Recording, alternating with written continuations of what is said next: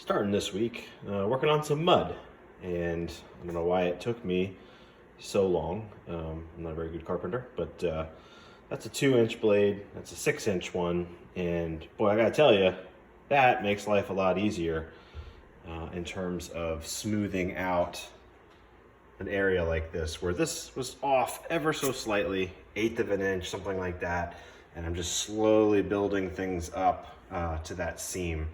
And rather than have to sit there and feather it a bunch of times with the 2-inch blade, to get in here and just do the whole span at once with one big blade, it just sure is a lot easier.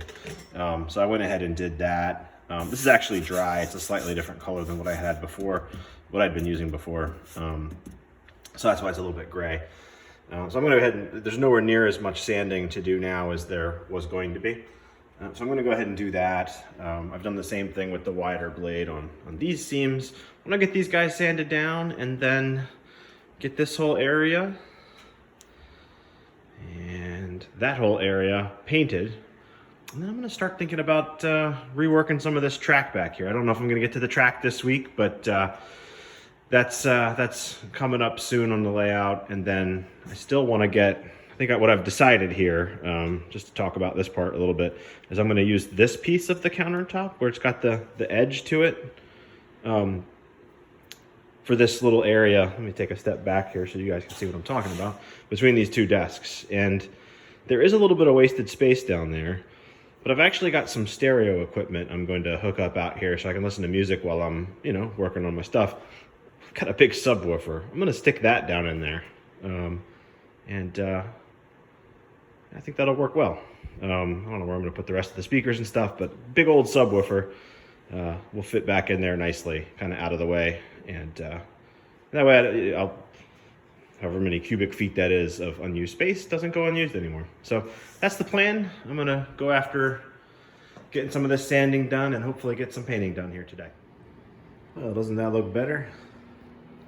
Got this all tied in. You'd never even know there was a seam there. I'll be covered up with scenery anyway, but isn't that just better than having tracks on pink foam? I mean, if you ask me. And same thing over here. Got all these transitions cleaned up and painted, and I went ahead and even though I'm eventually going to have some fascia up, again, just to kind of get rid of like the raw wood and stuff. There's gonna be stuff coming out of here eventually. But even before I put fascia up, this just gives it a neater, neater look. So there'll be scenery on the top. You'll never know that that was ever really brown. But again, instead of seeing pink and mud and whatever, it's just kind of tied in. So I'm happy with that. This came together really well. I'm still thinking about, that's temporary obviously, how I want to tie this all in and what method I want to use to support the peninsula that'll be going into.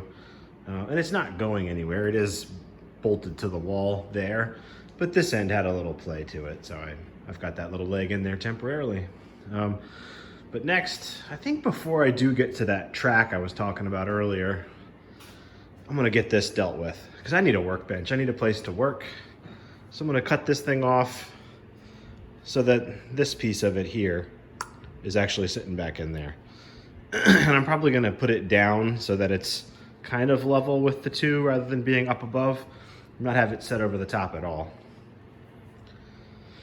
Then after I do that, I've got some lights I wanna get installed up underneath all of that to really light up the workbench area. That's just a shelf that's upside down, but this is gonna be where the magic starts to happen again. And I miss just working on kits and working on little small projects. So I'm gonna get myself in position to be able to do that stuff, and there'll be more to come. All right, got my little corner piece in, and there's just really a 1x2 running underneath it into this. I knew where the studs were.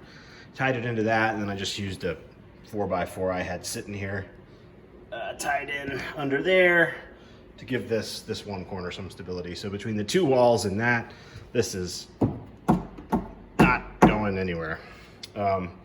And like I said, I've got that old school subwoofer back in there, so when I get some tunes cranking out here, I'll feel them.